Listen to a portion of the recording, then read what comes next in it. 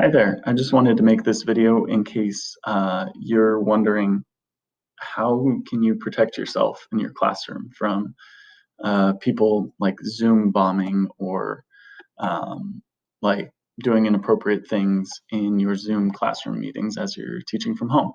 So you might have noticed that the FBI put out this article right here warning about teleconferencing because there's been a lot of issues, even like um, very public accounts of Instagram or meme accounts or things like that are saying, hey, send me your classroom codes and we'll try and get, my 70,000 to 3 million followers to jump in and crash your classroom. So be careful with that. And the FBI mentions don't make them public, don't post the codes in a public resource, don't do things like that. But I thought if you want help figuring out how to actually follow those guidelines, I would do a little demonstration. So here's how I've been setting up my meetings. I open up Zoom, I click on New Meeting, and you can either do a new meeting, start right now, you can schedule one, you can join one, but here's how I do the scheduling. So say that for my French 1 class, I want to have a class for them. Maybe I want to have one next Thursday at 10 a.m. Sure. You can even set it to be a recurring meeting every 10 a.m., every Thursday at 10 a.m., for example. Now, you can change the password. It gives you a password, but I might say like, I want it to be something like bonjour. And you can have it be more secure than that, obviously. I want my video to be on, participants' video to be on as well.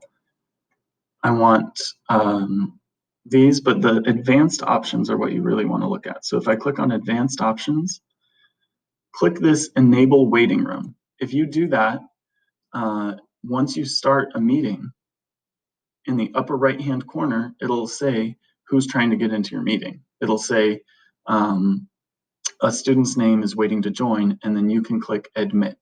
Or for example, you can, if your whole class is waiting, you just click admit all. But you can look through and only admit the people that you know. You can click enable join before host. Do not do that.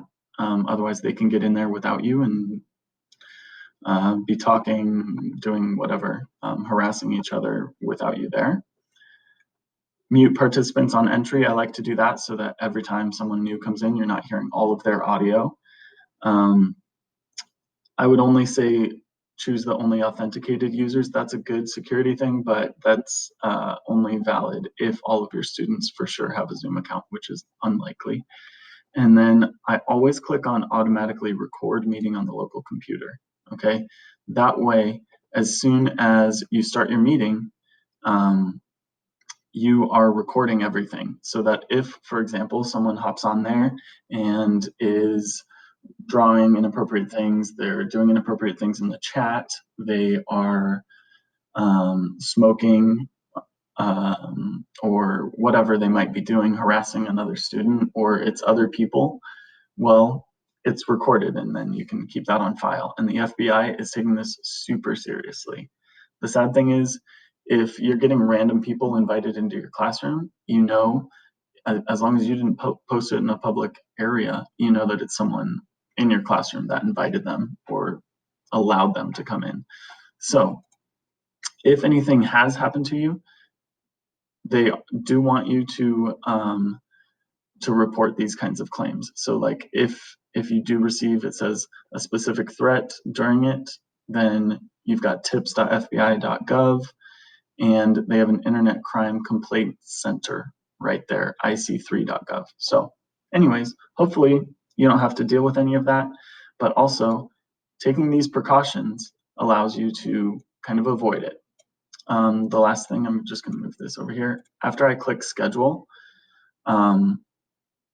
I have it linked up with my Google account, and then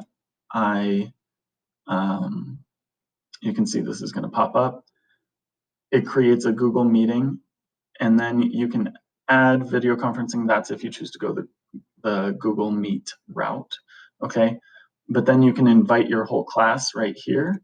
You can add guests. I invite my class by doing like P5 currents.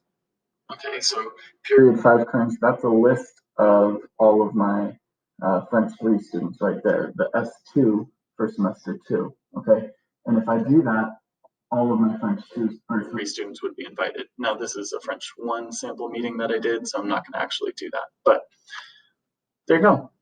I hope that might be a little bit helpful. If not, thanks for taking the time to watch anyways. Good luck, and let me know if anyone needs any help.